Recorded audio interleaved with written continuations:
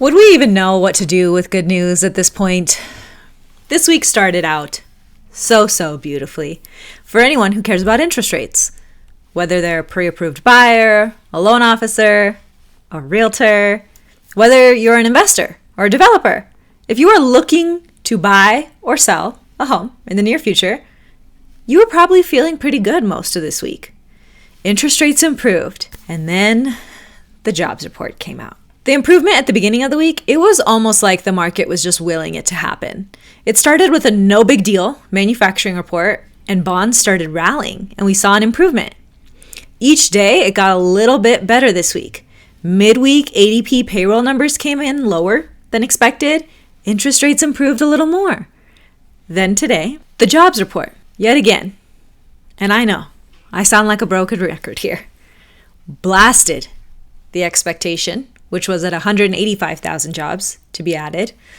Instead, 272,000 jobs were created in May. Isn't that just something? It's tough because it doesn't feel like we are in an economy booming, full of well-paying jobs on every corner. It feels like people are getting laid off and then picking up 2 jobs to make less than the one they had before. Or even those who aren't getting laid off are picking up a second job just to make ends meet. Twice this week, I heard about how most job postings are fake. A client was telling me how all his friends in the tech industry apply for these job postings only to immediately hear back from HR that they're actually not hiring. They just had to have the job posted for some internal reason. Michelle on my team here was just telling me that fake jobs are all over LinkedIn. Yes, I am concerned about why she's looking at job postings on LinkedIn, but I digress.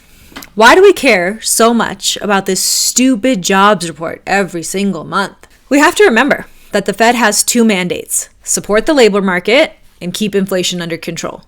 They have been restrictive enough to get inflation under control. We all know that they know that. If the labor market starts to break, then the Fed is in a corner where they need to ease up on their policy. And many feel the number that puts their back against the wall like that would be 4.25% to 4.5% on unemployment. So when the market does see a 4 there, today we saw 3.96, we can expect a big reaction. How long will the joyride last? June still could be a really great month. In order to understand why, you have to understand the additional power the Fed has over the markets. The Fed funds rate is just one lever they can pull to move interest rates. Mortgage interest rates are not the equivalent of the Fed funds rate. Mortgage interest rates are actually driven by the supply and demand of mortgage bonds. When there is a lot of demand for mortgage bonds, mortgage interest rates are good. So as a part of a long-term quantitative easing policy, like decades long, the Fed provided demand for mortgage bonds and swooped them up, a ton of them, over the past decade. Their balance sheet got really heavy. As the Fed moved into quantitative tightening to tackle inflation, they started dumping a lot of these bonds back into the market, which drove interest rates up. They have said, and we can only take the Fed at their word so much, but I'm choosing to feel hopeful today, that they will slow the runoff of their balance sheet this very month. This could lead to more improvement on rates. Also on our radar is the fact that both Canada and the ECB started rate cuts this week. The European Central Bank has not cut their rate since 2019. So it's pretty big news. And I'm sure our feds are taking note because we typically follow suit with what Europe does. Your action steps as a buyer this week should be: get your pre-approval updated. The drop that we saw in interest rates towards the beginning of the week improves your buying power, and we haven't lost all the progress we made today. So at this stage, I would recommend weekly contact with your lender. We call our pre-approved leads every Tuesday and Friday to make sure that they're in the loop and their numbers are all current.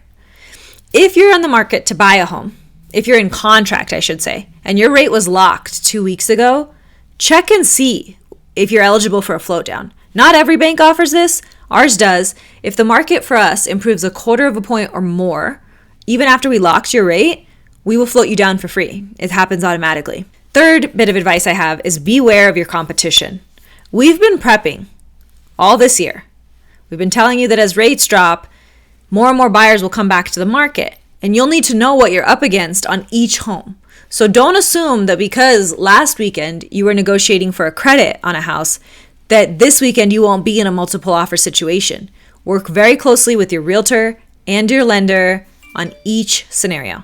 Now, if you're considering selling your home, it might be time to act quick as well, because as buyers get news of improved rates, they need inventory to buy.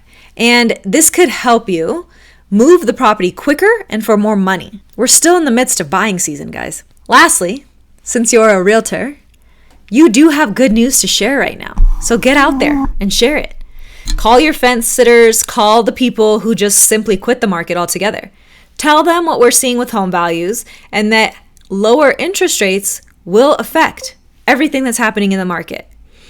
I will literally get them off the fence for you. If you don't have time to make these phone calls, just send our team your list of fence sitters and we will call them. And just by sharing the data, I would love nothing more than to get them active again, get them off the fence, get them informed with real information so that they can accomplish their real estate goals and you can get the business. Let us know. We're happy to help.